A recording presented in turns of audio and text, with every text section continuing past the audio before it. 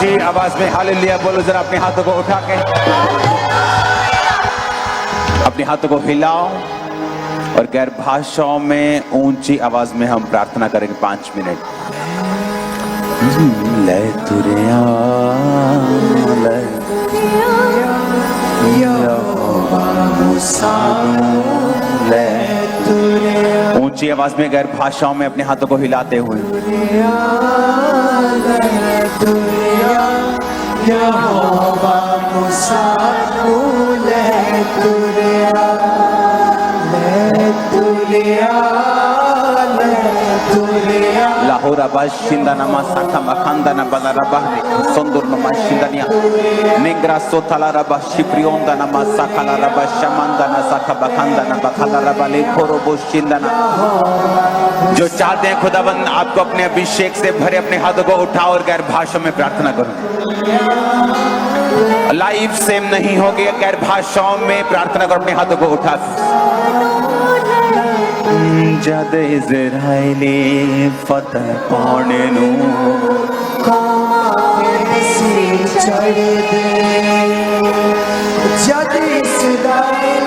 नेहो सब खानदाना लेब्रो सोथाला रबा शांदाना मसाखा खानदान।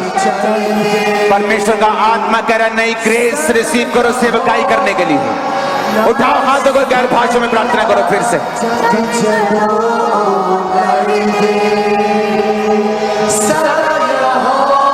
लेहोरा बाशिंदा नमसा का बखंदा लांग्रो सोथाला रबा शांदाना मसाखा बखंदा लाबरा बा शांडोरा बांदा नमसा का लागे रंदा नमसा नबा शमंदा नबा सबरियांदा नबला रबा शकुंदाना।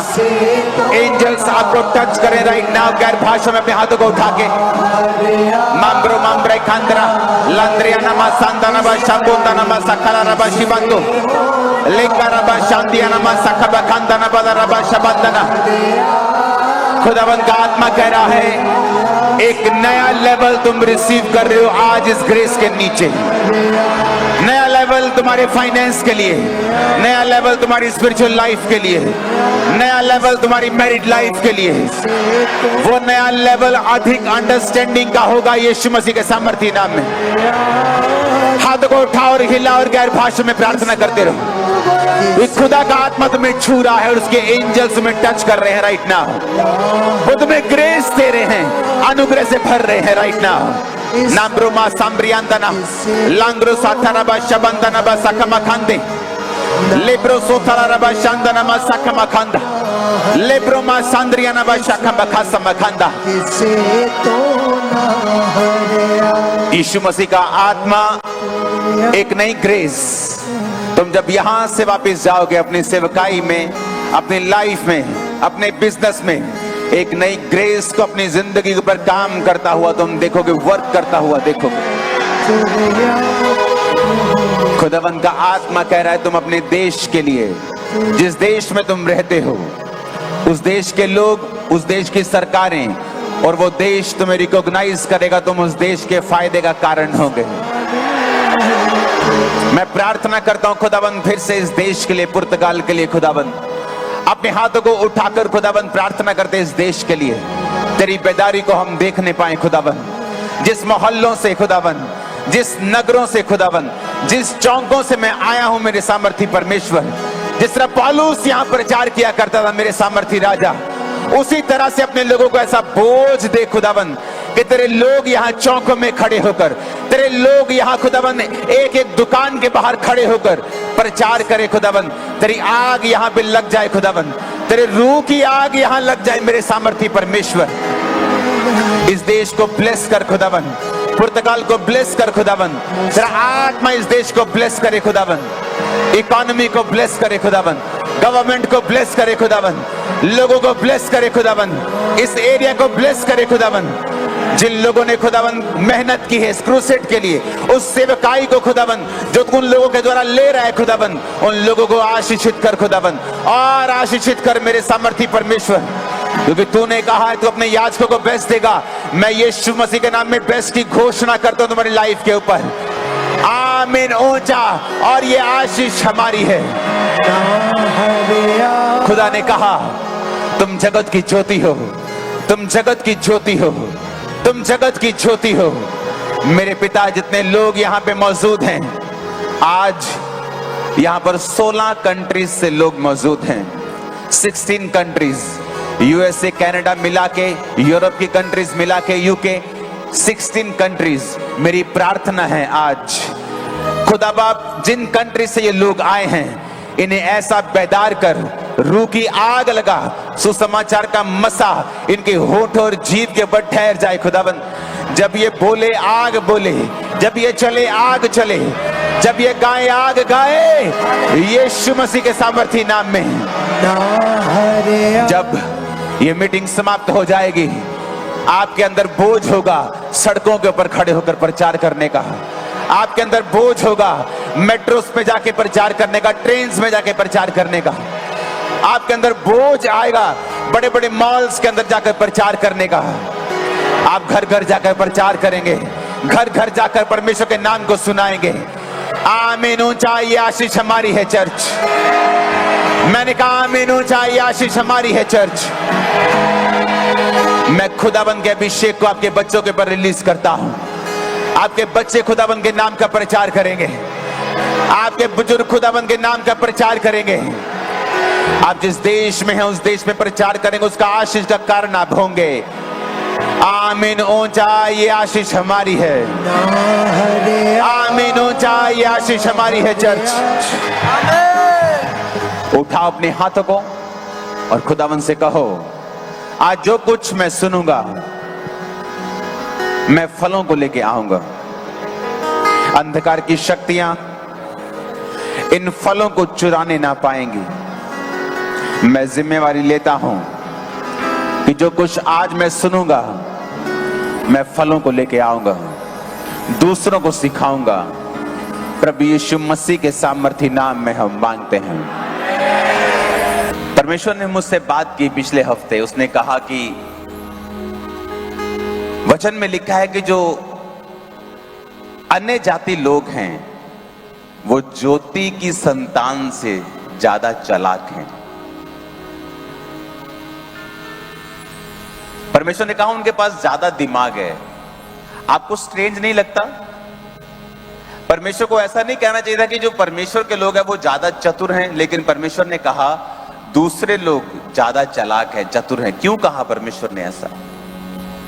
अपनी सीट पर बैठ जाओ, अपनी बाइबल को अपने हाथों में उठाकर एक अंगीकार करो कि ये वचन मेरे शुद्ध रहने का आधार है और मैं अपना जीवन आज से इस वचन के लिए देता हूं।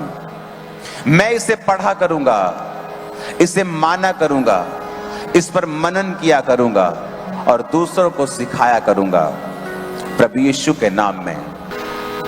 क्यों कहा परमेश्वर ने कि दूसरे लोग ज्यादा चालाक हैं? परमेश्वर ने मुझसे कहा अगर कोई अन्य जाति व्यक्ति बीमार होता है और उसकी आंख में दर्द है तो वो झट आईज के डॉक्टर के साथ अपनी अपॉइंटमेंट फिक्स कर लेता है। उसे पेट में दर्द है, वो झट पेट के डॉक्टर के पास जाता है। उसे कान में दर्द है, वो ईएनटी कान के डॉक्टर के पास चला जाता है। उसकी किडनी में दिक्कत है, वो नेफ्रोलॉजिस्ट के पास चला जाता है। उसको मालूम है कि मुझे ये प्रॉब्लम है, I have to go to the specialist, मुझे स्पेशलिस्ट के पास जाना है तो मेरी प्रॉब्लम सॉल्व हो जाएगी, या मुझे मालूम हो जाएगा मुझे आगे क्या करना है। तो परमेश्वर ने कहा एक अन्य जाति को मालूम है उसे क्या करना है, लेकिन एक क्रिश्चियन भूल गया कि उसे क्या करना है। अगर परमेश्वर ने सिर्फ अपनी आत्मा के द्वारा काम करना होता तो वचन में कभी ना लिखता कि मैंने चर्च को 5 तरह के लोग दिए हैं। 5 से भी ज्यादा है, लेकिन 5 मेजर सेवकाइयां हैं। प्रेरित, प्रॉफिट्स, पास्टर्स, इवेंजलिस्ट, टीचर्स।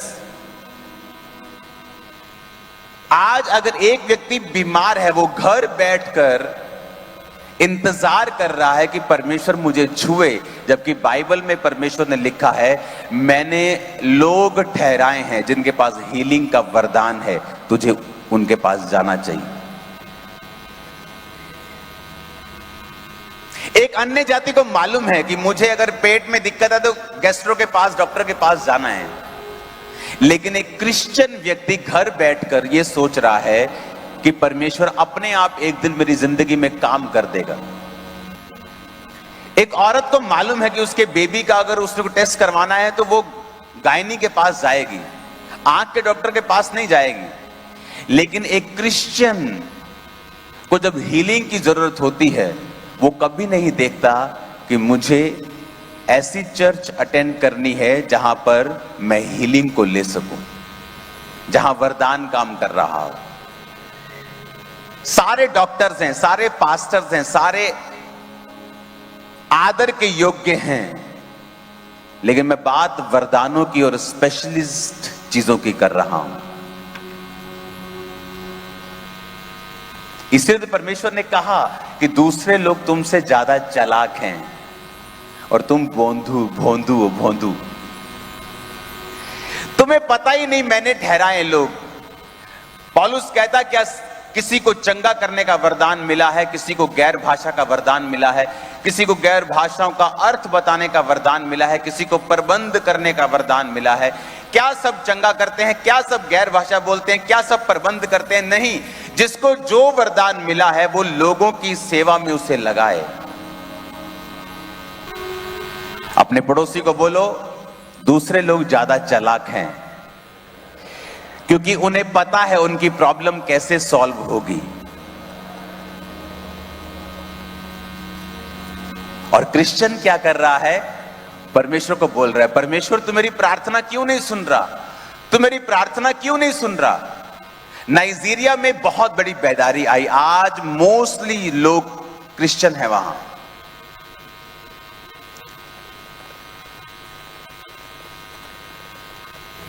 जब वहां पर बड़ी सेवकाइयां खड़ी हुई जो परमेश्वर के नाम में थी और पवित्रताई में थी, तो पास्टर्स ने क्या फैसला किया? उन्होंने देखा कि हम जो ग्रेस परमेश्वर से मांग रहे हैं, परमेश्वर ने लोगों को ठहराया है, ये मेरा मैन ऑफ गॉड है, इसे प्रभु ने ठहराया है, मैं इसके पास जाऊंगा। और सेम ग्रेस उनकी लाइफ में काम करने लगी। 12 साल की लहू बहने वाली औरत भी घर बैठी नहीं रही। काश परमेश्वर यहां से निकले, काश परमेश्वर यहां से निकले और मुझे मालूम हो जाए, और जब परमेश्वर यहां से निकलेगा तो मैं उसको छू लूंगी और चंगी हो जाऊंगी। बाइबल कहती है कि वो अपने घर से निकली, रिस्क लिया, क्योंकि एक लहू बहने वाली औरत अशुद्ध मानी जाती थी, और अगर वो किसी को छू ले तो उसको मारने की आज्ञा थी। उसने अपनी लाइफ का रिस्क लिया, लेकिन जो चाहिए था उसको परमेश्वर से मिलना था, इसीलिए वो वहां पे गई। आपको डिलीवरेंस चाहिए? आपकी फैमिली में कोई नशा कर रहा है, आपकी फैमिली में कोई वीक है, बीमार है, आपकी संगति कैसी है? आप मुझे बताओ आपकी प्रॉब्लम्स क्या हैं, और मैं आपसे पूछूंगा आपकी संगति कहां है, कैसी है? आप आंख वाले डॉक्टर के पास बैठे हैं, आपको प्रॉब्लम हार्ट की है,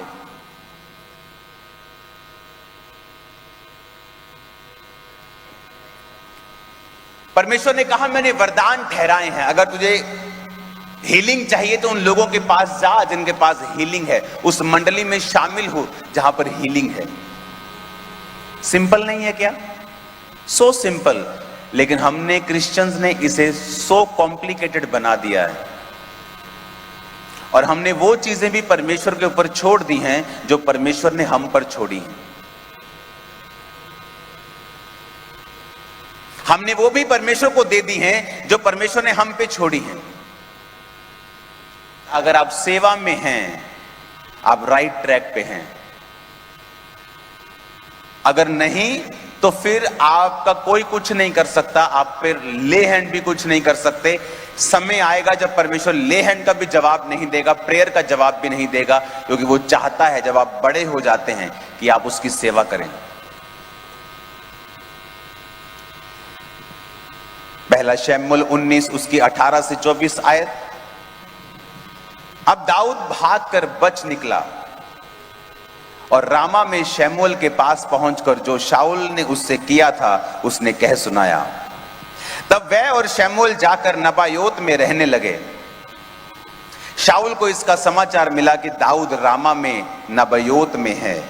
तब शाऊल ने दाऊद को पकड़ने के लिए दूत भेजे, और जब शाऊल के दूतों ने नबियों के दल को नबूवत करते हुए और शमूएल को उनकी प्रधानता करते हुए देखा, तब परमेश्वर का आत्मा उन पर चढ़ा और वे भी नबूवत करने लगे।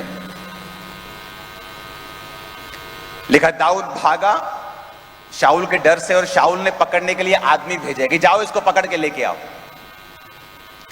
और जब दूत उसको पकड़ने के लिए गए तो शमूएल नबी उनकी प्रधानता कर रहा था, वो भविष्यवाणी कर रहे थे। और जैसे ही दूत, कौन दूत थे वो? सिपाही, ऑर्डिनरी मैन, ऑर्डिनरी क्रिश्चियंस, वो यहूदी थे, यहोवा को मानने वाले थे। लेकिन जैसे ही वो नबियों के दल के पास जाते हैं, बाइबल कहती है वो दूत भी भविष्यवाणी करने लगते हैं। संगति। फिर वो दूसरा दल भेजता है, वो देखता है उनको क्या हुआ, वो भविष्यवाणी करने लगे। अच्छा यार, कोई स्पिरिचुअल आदमी होंगे ये, अच्छा कोई अच्छे से आदमी भेजो, अच्छे से सिपाही भेजो, जरा अच्छे सिपाही भेजे, कड़क सिपाही। जैसे ही वहां पहुंचे भविष्यवाणी करने लगे,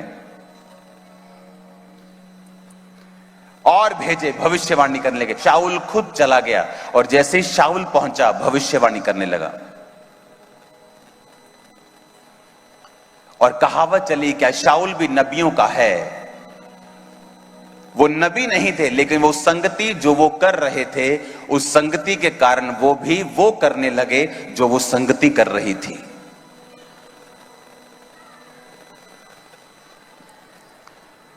अगर आप एक ऐसी संगति में नहीं है जो जीवित है, बहुत मुश्किल होगा परमेश्वर की आवाज को सुनना और समझना। क्योंकि ऑलरेडी आपके आसपास बहुत सी वॉइसेस हैं, बहुत सी आवाजें हैं जो 24 घंटे आपके पीछे लगी रहती हैं। टीवी के माध्यम से, सोशल मीडिया के माध्यम से, आपके क्लोज लोगों के माध्यम से, आपके विरोधियों के माध्यम से, जो आपको लाइक नहीं करते उनके माध्यम से, आपकी फैमिली के माध्यम से, वो चीजें जो शैतान चाहता है आप सुने, वो आपको वॉइसेस देता रहता है। लेकिन अगर आपकी संगति अच्छी नहीं है और आप बाइबल खुद अगर नहीं पढ़ते हैं, आप उन वॉइसेस पे यकीन करेंगे और आपका रास्ता अलग होगा, वो नहीं होगा जो परमेश्वर चाहता है। एक अन्य जाति को पता है कि मुझे एक स्पेशलिस्ट के पास जाना है, अगर मुझे ये प्रॉब्लम है तो ये स्पेशलिस्ट है उसका। लेकिन क्रिश्चियन व्यक्ति को नहीं पता, उसे लगता है मैं घर बैठकर ही ठीक हो जाऊंगा। और वचन कहता है, परमेश्वर कहता, मैंने लोगों को ठहराया है, मैंने उन्हें वरदान दिए हैं, मैंने पवित्र आत्मा के वरदानों के साथ लोगों को कलीसिया में रखा है, ताकि कलीसिया जो देह है वो उन्नति पाए। और हम सोचते हैं हम घर बैठ के संगति कर लेंगे, या हमें किसी जीवित चर्च का हिस्सा बनने की जरूरत नहीं है। फिर हम रोते रहेंगे और करलाते रहेंगे, और परमेश्वर हमारी प्रार्थना का उत्तर नहीं देगा, क्योंकि वचन कहता है वो पहले ही हमारी प्रार्थना का उत्तर दे चुका है। वो पहले ही बता चुका है कि अगर तुझे ये प्रॉब्लम, ये दिक्कत है, तेरी लाइफ को अगर ये चाहिए, तो तुझे ऐसी संगति करनी है जहां मैंने वो वरदान दिए हैं, जहां पर तू जाएगा और मैं तुझे रिलीज करूंगा, तुझे ब्लेस करूंगा, तुझे आजाद कर दूंगा। वचन कहता है जब मूसा ने यहोशू के ऊपर हाथ रखे, उसने सेम वही मिरेकल्स किए। वचन कहता है कि एलिया को जब परमेश्वर स्वर्ग पे लेके जाने वाला था, तो अलीशा को मालूम था कि आज एलिया उठाया जाएगा, और उसके दूसरे चेलों को भी पता था कि एलिया आज स्वर्ग पे उठाया जाएगा। लेकिन वचन कहता है सिर्फ अलीशा ने उसका पीछा किया और मसे को हासिल किया। दूसरे क्या बोलते थे? आज तेरा स्वामी उठाए जाने वाला है। स्वामी का मतलब क्या? तेरा कंट्रोलर, तुझे कंट्रोल करने वाला। एलिया के बाकी चेले उसे कंट्रोलर समझते थे, पर जब वो उठाया गया तो अलीशा ने कहा हे पिता, फादर। वो उसे अपना पिता समझता था, और इसीलिए उनके ऊपर मसा नहीं आया, वो बेटे के ऊपर आया, क्योंकि उसने क्लेम किया था कि अगर तुम मुझे चढ़ता हुआ देख लेगा, तो उसने कहा था मैं दुगना पोषण, यानी जो पहलोठा बच्चा होता था वो दुगना पोषण पाता था। अगर 10 प्रॉपर्टी के हिस्से हैं 10 बच्चों के, तो 11 हिस्से होते थे। पहले को 2 हिस्से मिलते थे, बाकियों को एक एक हिस्सा मिलता था। तो अलीशा ने कहा मुझे दुगना चाहिए, और उसने प्रूफ किया कि तुम मेरे लिए कंट्रोलर नहीं है, मात्र एक पास्टर नहीं है, मात्र एक मेंटर नहीं है, तुम मेरे लिए फादर है। और परमेश्वर का मसा उस पे आया था। आप बाइबल से क्या ले सकते हैं? एक ही मेंटर से, एक ही फादर से, एलिया से अलीशा ने कुछ लिया और बाकियों ने कुछ लिया।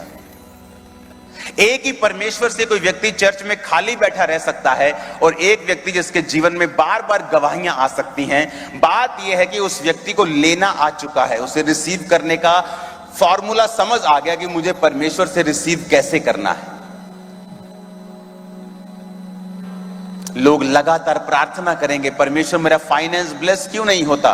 कभी टाइथ नहीं बोएंगे, कभी भी बीज नहीं बोएंगे, कभी परमेश्वर के काम नहीं करेंगे। और वचन कहता है अगर तुम मेरे नाम की, मेरी महिमा के लिए मेरे नाम से नहीं मांगोगे, मेरा पिता तुम्हें नहीं देगा, इसलिए कि ताकि तुम व्यभिचार में उसे उड़ा दोगे। हालेलुया। हमें लगता है कि परमेश्वर पे बहुत चीजें निर्भर करती हैं, लेकिन ये मामला 50-50 है। 51 खुदा के ऊपर, 49 तुम्हारे ऊपर। तुम्हारे ऊपर भी ये निर्भर करता है कि तुम परमेश्वर के वचन को कितना समझते हो, और उस पे कितना स्टैंड लेते हो, और उस पे कितना चलते हो। और उसी हिसाब से जैसे तुम चलोगे, परमेश्वर का रिस्पॉन्स भी आएगा। एक कहता तुम मुझे 5 तोड़े मिले, बहुत बड़ी जिम्मेवारी है, मैंने 5 और कमाए। एक कहता 2 मिले, बड़ी जिम्मेवारी मिली, 2 कमाए। एक वाला कहता मुझे लगा तू कठोर है। परमेश्वर ने कहा अगर तुझे लगता है मैं कठोर हूं, तो मैं तेरे लिए कठोर हूं। तुझे लगता है कि मैं चंगा नहीं कर सकता, तो मैं तेरे लिए फिर वही हूं। तुझे लगता है कि मैं गरीबी में खुश हूं, तो फिर मैं गरीबी में खुश हूं तेरी।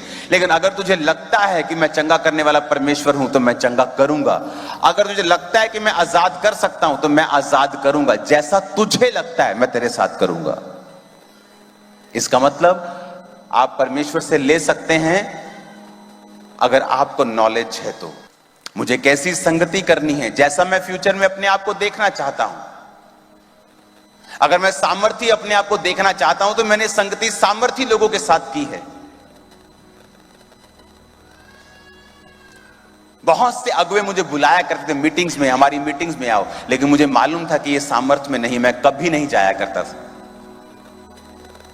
मेरी संगति सिर्फ सामर्थी लोगों के साथ, सामर्थी विश्वासियों के साथ, सामर्थी पास्टर्स के साथ या अपने स्पिरिचुअल फादर के साथ रहती थी, ताकि मैं परमेश्वर से वो ले सकूं, क्योंकि परमेश्वर ने लोगों को ऑलरेडी देकर असाइन किया है चर्च में। कितने मेरी बात को समझ रहे हैं? इसका मतलब आप पर बड़ी चीजें निर्भर करती हैं। सब कुछ परमेश्वर के ऊपर निर्भर नहीं करता है। आपके ऊपर बड़ी चीजें निर्भर करती हैं कि आप परमेश्वर के वचन को कितना समझते हैं और कितना प्रैक्टिकली अपनी लाइफ में उसे लागू करते हैं। आप आंखें बंद करके कबूतर की तरह बैठ जाएंगे, बिल्ली चली गई तो वो जाएगी नहीं, वो तो आप सामने खड़ी है।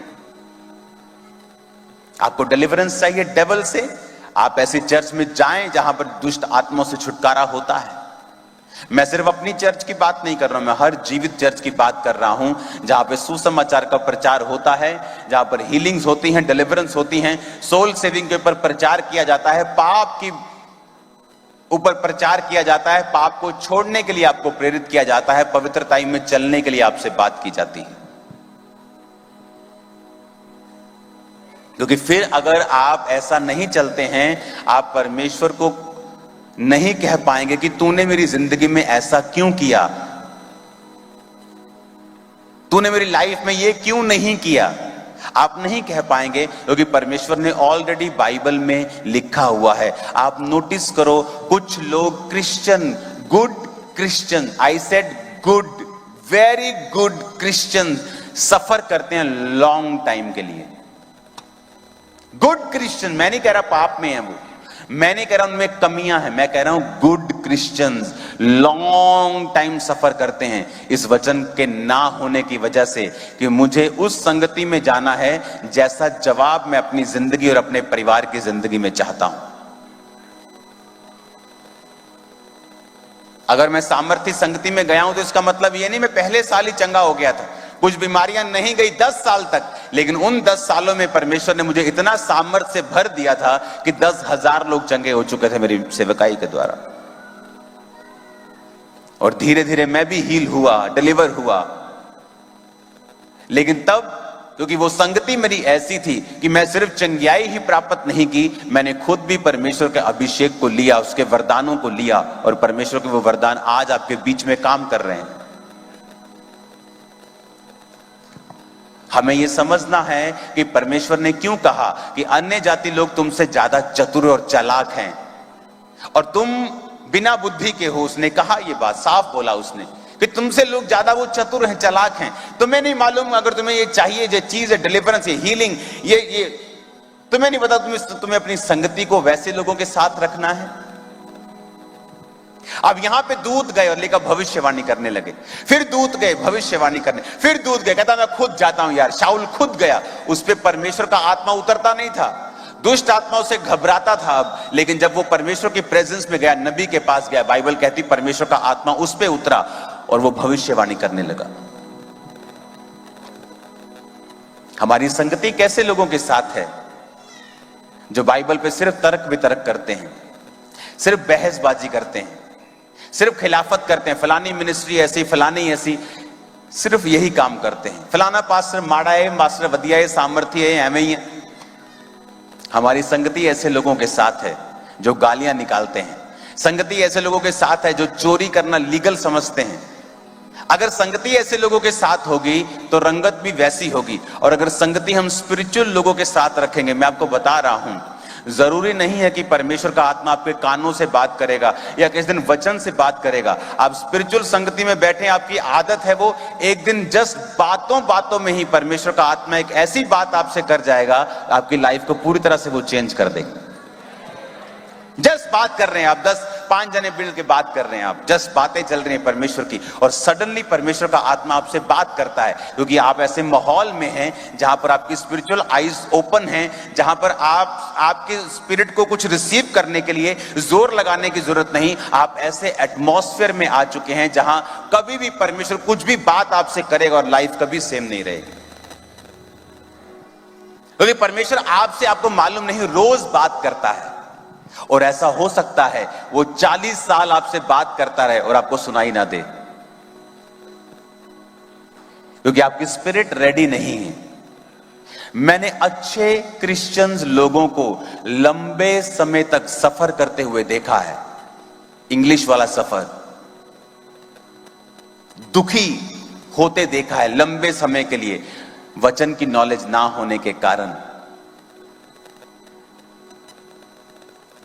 आपकी संगति मायने रखती है, वेरी वेरी इंपॉर्टेंट। आपके बच्चों को अच्छा स्कूल चाहिए, ये आपको पता है, अच्छा कॉलेज चाहिए, ये मालूम है, अच्छे देश में जाना, ये मालूम है, लेकिन संगति कौन सी करनी? जो घर के नजदीक हो, जहां पाउंड खर्च ना करने पड़े, डॉलर्स ना लगे, मेरे यूरो बच जाएं, मुझे आसानी मिलनी चाहिए।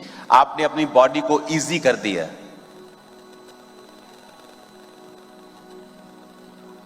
पुराने समय में लोगों को बीमारियां नहीं होती थी, क्यों? शरीर इजी नहीं था, हल चलाना पड़ता था, काम करना पड़ता था। आज सब कुछ मशीनों ने कर लिया और शरीर बीमार है। उसी तरह से स्पिरिट भी बीमार है। क्यों? क्योंकि हमें एफर्ट करना नहीं आता, अब हमें चर्च ढूंढना नहीं आता, हमें जो घर के नजदीक है वो चलेगा, बस दैट्स इट। ये हमारी लाइफ हो चुकी, इसीलिए स्पिरिट बीमार है और कमजोर है। कितने मेरी बातों को समझ रहे हैं? संगति सब कुछ है, मैं आपको बता रहा हूं अपने एक्सपीरियंस से, सब कुछ है, मैं आपको बता रहा हूं। मेजर रोल है संगति का आपकी लाइफ के ऊपर। कैसे लोगों के साथ, कैसी चर्च के साथ, कैसे विश्वासियों के साथ आपकी संगति है, सब कुछ इस पे निर्भर करता है आपकी लाइफ के ऊपर, आपकी लाइफ में।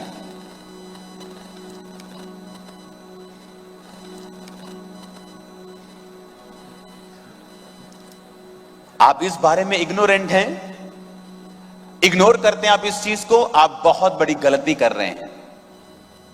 आप प्रभु से मांगते रहेंगे और आपको मिलेगा नहीं, और आप एक दिन निराश हो जाएंगे, विश्वास छोड़ बैठेंगे, अंदर आपके अंदर होगा कि नहीं, शायद ये प्रार्थना सुनी नहीं जाएगी, जबकि परमेश्वर का उसमें 1% भी कोई लेना देना ही नहीं है, उसका कोई हाथ ही नहीं है उसमें। वो तो जान दे के, मर के, कोड़े खा के, सब कुछ करके, इट इज फिनिश्ड बोल के ऊपर जाके पवित्र आत्मा भेज दिया, वचन तुम्हारे हाथों में दे दिया, सब कुछ खत्म कर दिया। अब तुम्हारा काम है ढूंढना। कितने समझ रहे हैं आज मेरी बातों को? पतरस और यूहन्ना जा रहे हैं चर्च में, किस लिए? प्रेयर करने के लिए, स्पेशल प्रेयर करने के लिए जा रहे हैं। आधा घंटा 1 घंटे का रास्ता है, चलो प्रेयर करने चलते हैं। क्या है इतनी प्रार्थना की इंपॉर्टेंस आपकी लाइफ में? हमारी प्रार्थनाओं में फोन ऑन है, कुकर की सीटियां बज रही हैं। हाउ डिस्ट्रैक्टेड, कितने डिस्ट्रैक्टेड हैं हम, और हम ये चाहते हैं कि हमें रिजल्ट मिले। एक जिम वाले को पता है, अगर मैं डिस्ट्रैक्शन में रहूंगा तो मेरी बॉडी नहीं बनने वाली। इसलिए परमेश्वर ने कहा तुम लोग बोंधु और वो लोग चालाक हैं, क्योंकि उनको पता है कि मुझे फुल पावर लगानी है। और क्रिश्चियंस को पता है कोई बात नहीं, व्हाट्सएप चले, फेसबुक चले, फोन आए, बीच में बच्चे रोएं, कुकर सीटियां मारे, कोई चक्कर नहीं है। और वचन कहता है जब वो प्रार्थना करने के लिए जा रहे थे तो एक लंगड़ा चलाया उन्होंने। लंगड़ा चलाने के लिए वहां पे नहीं गए, प्रेयर करने के लिए गए। वो मिनिस्ट्रीज जो प्रार्थना के ऊपर आधारित हैं, ज्यादा लंगड़ों को चलाती हैं, ज्यादा हीलिंग्स करती हैं। वो पौलुस शहर के बाहर प्रार्थना करने के लिए जा रहा है। कहां पर? कहता है शहर के बाहर, कि वहां प्रार्थना करने का नदी के किनारे कोई स्थान होगा। हाउ इंपॉर्टेंट, कितना इंपॉर्टेंस है प्रेयर का, कि शहर के बाहर प्रेयर करने के लिए जा रहे हैं।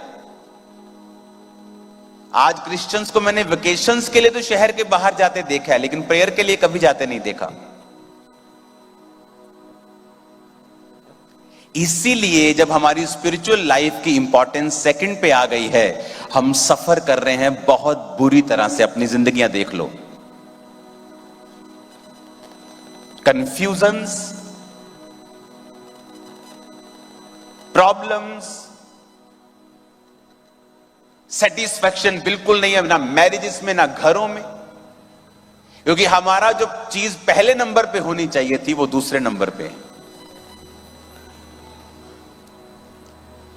जो स्पिरिचुअल लाइफ पहले नंबर पे होनी चाहिए थी वो दूसरे नंबर। हमें कोई मतलब नहीं हमारी संगति कैसी है, कोई मतलब नहीं हमने प्रेयर किए कि नहीं की। इसीलिए जो स्पिरिचुअल लाइफ है वो फटे हाल है उसके।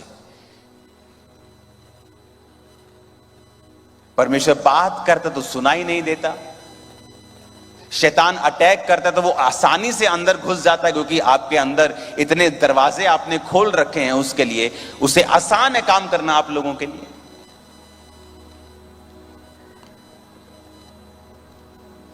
शहर के बाहर जा रहा है पौलुस, और वहां पे एक औरत उसको सुनती है प्रचार उसका, और वो औरत प्रभावशाली औरत थी, अमीर औरत थी, और वो वचन सुनती है और वो कितनों को बचाती है, बपतिस्मा लेती है।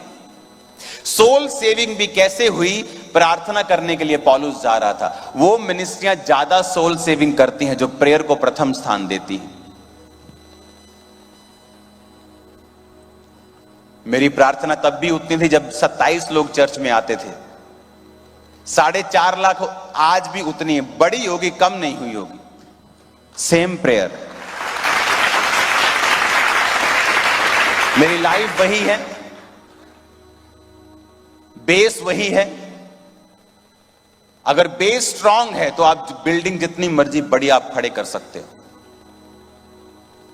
मेक श्योर आपकी स्पिरिचुअल लाइफ, आपकी संगति, स्पिरिचुअल चीजें आपके प्रथम नंबर पे हों। अदरवाइज आप पुकारेंगे, आप रोएंगे, आप चिल्लाएंगे, आप हीलिंग के लिए, डिलीवरेंस के लिए, ब्रेक थ्रू के लिए कोई जवाब नहीं आएगा। आपको लगेगा एक दिन परमेश्वर काम करेगा, वो एक दिन बहुत मुश्किल से आएगा, क्योंकि वो एक दिन आ चुका है जिस दिन आप अलर्ट हो जाएंगे, स्पिरिचुअल लाइफ को, संगति को, अपने जीवन को परमेश्वर में चलाना शुरू कर देंगे, प्रथम स्थान देना शुरू कर देंगे। वो चीजें अपने आप होनी शुरू हो जाएंगी, अपने आप।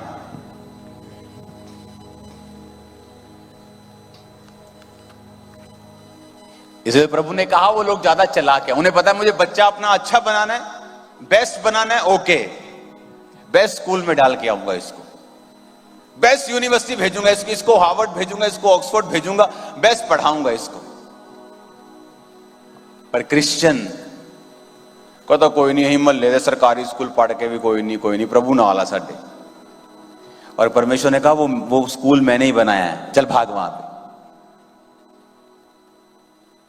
ये चर्च मैंने खड़े किए हैं, चल भाग वहां पे अगर तुझे कुछ चाहिए तो। इंपॉर्टेंट है ये चीजें, अगर नहीं फॉलो करोगे तो कुछ नहीं होगा। हाथों को उठाओ, सब जन खड़े हो जाओ।